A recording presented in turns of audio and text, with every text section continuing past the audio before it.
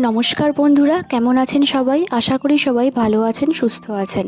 তো আজকে চলে এসেছি আবার কুকিং ব্লগ নিয়ে। তো আজকে লাঞ্চে বানিয়েছিলাম কুঁদরি আলুর তরকারি আর চিকেন কারি, খুবই সিম্পলভাবে। তাহলে চলুন ভিডিওটা স্টার্ট করা যাক।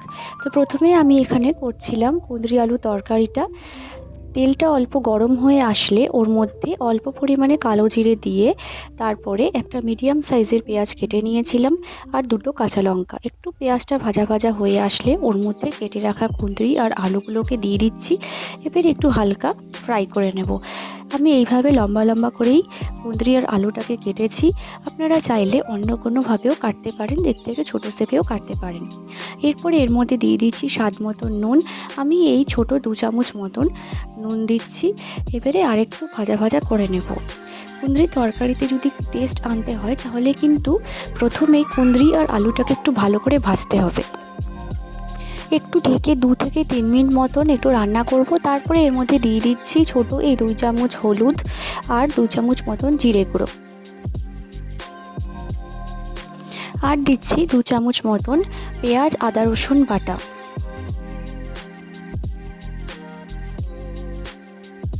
3 চামচ। এবারে খুব ভালো করে সব কিছুকে মিক্স করে নেব আর একটু ভালো করে কষিয়ে নেব। না কষালে কিন্তু টেস্টটা ভালো আসবে না।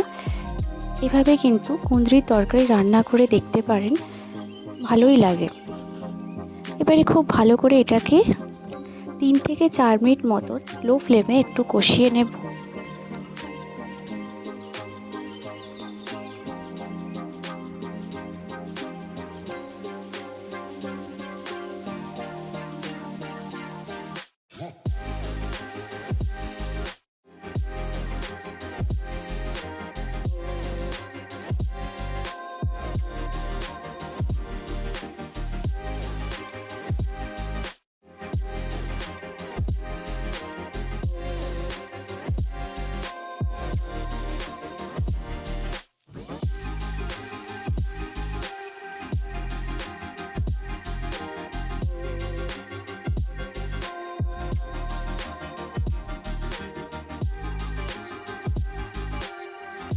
এরপরে যখন এর থেকে হালকা একটু তেল বেরোতে শুরু করবে তখন এর মধ্যে দিয়ে দিচ্ছি অল্প পরিমাণে জল। বেশি জল দেব না, অল্প পরিমাণে দেব, কারণ সবজিটা মাখা মাখা করব, বেশি ঝোল ঝোল ভালো লাগবে না। ভালো করে নাড়াচাড়া করে নেব আর ঢাকা দিয়ে 10 মিনিট মতন লো ফ্লেম বা মিডিয়াম ফ্লেমে রান্না করব।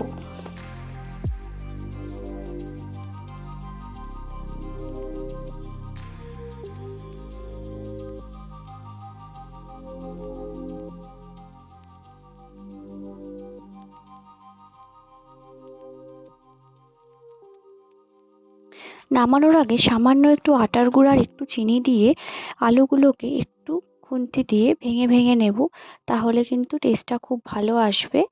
আর 1 থেকে 2 মিনিট মতন রান্না করলে কিন্তু এই সহজভাবে কুঁদরির তরকারি রেডি হয়ে যাবে। এভাবে কিন্তু আপনারা ট্রাই করতে পারেন, খুবই ভালো লাগবে।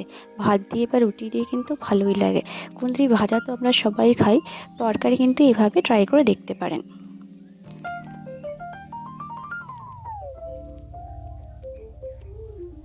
এরপর করেছিলাম chicken curry, Sunday special chicken curry. খুব সহজভাবে আর একদম সিম্পলভাবে করেছিলাম, খুব কম তেল মশলা দিয়েই। তাহলে চলুন চিকেনের রান্নাটাও স্টার্ট করি। যদি ভিডিওগুলো ভালো লেগে থাকে তাহলে অবশ্যই কিন্তু চ্যানেলটিকে সাবস্ক্রাইব করে পাশে থাকবেন। তো এখানে আমি নিয়ে নিয়েছিলাম 500 গ্রাম মতন চিকেনটা খুব ভালো করে ওয়াশ করে নিয়েছি, ম্যারিনেট করিনি। আর নিয়ে নিয়েছিলাম কড়াইয়ে 5 থেকে 6 চামচ মতন সর্ষের তেল। তেলটা গরম হয়ে এলে ওর মধ্যে একটা গোটা পেঁয়াজ কুচি কুচি করে কেটে পেঁয়াজটাকে ভালো করে আমি দিয়ে ভেজে নিচ্ছি। পেঁয়াজটা একটু ভাজা হলে ওর মধ্যে দিয়ে দিচ্ছি 2 চামচ মতন নুন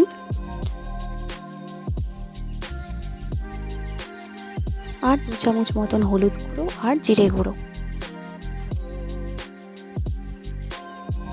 এরপরে দিয়ে দিচ্ছি পেঁয়াজ আদা রসুন বাটার পেস্টটা। এবারে সব কিছুকে খুব ভালো করে একসাথে মিক্স করে কষিয়ে নেব। একটু সময় নিয়ে কষাতে হবে, তাহলেই কিন্তু চিকেনের টেস্টটা আসে। তাই প্রায় 4 থেকে 5 মিনিট মতন একটু ভালো করে মশলাটা কষিয়ে নেব।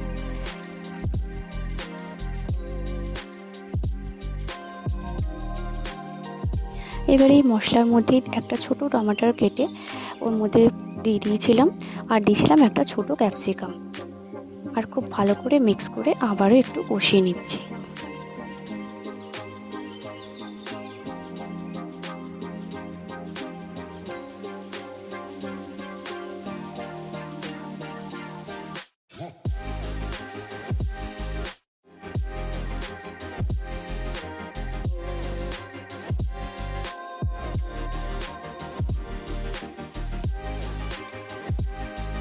এবার এই মশলার মধ্যে কিন্তু চিকেনের পিসগুলো অ্যাড করে দিচ্ছি, আর খুব ভালো করে মশলাটা মিক্স করে নেব চিকেনের সাথে, আর আবারও কিন্তু 3 থেকে 4 মিনিট মতন ভালো করে কষাবো।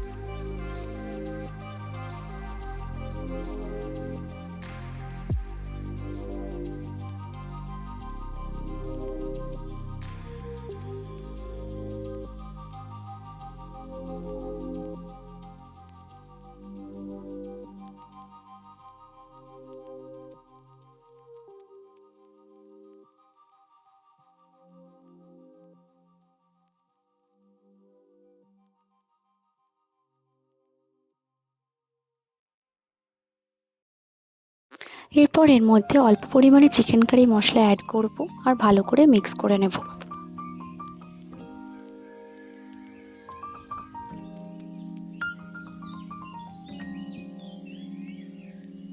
চিকেনটা আমার ভালোভাবে কষানো হয়ে গিয়েছে, তেল বেরোতে শুরু করে দিয়েছে, তাই এবারে এর মধ্যে অল্প পরিমাণে জল দিয়ে ভালো করে নাড়াচাড়া করে আবারও কিন্তু 8 থেকে 10 মিনিট মতন মিডিয়াম ফ্লেমে বা লো ফ্লেমে রেখে রান্না করব।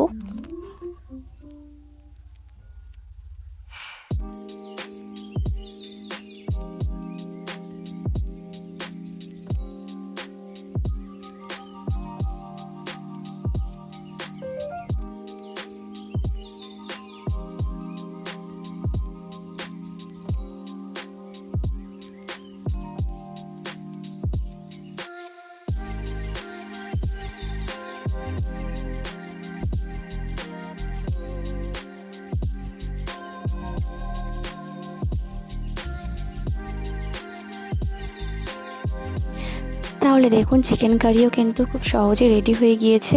আজকের এই কুকিং ব্লগটা যদি ভালো লেগে থাকে তাহলে অবশ্যই কিন্তু ভিডিওটিকে লাইক করে চ্যানেলটিকে সাবস্ক্রাইব করে পাশে থাকবেন। দেখা হচ্ছে পরের কোনো কুকিং ব্লগ নিয়ে। Till then bye and thanks for watching.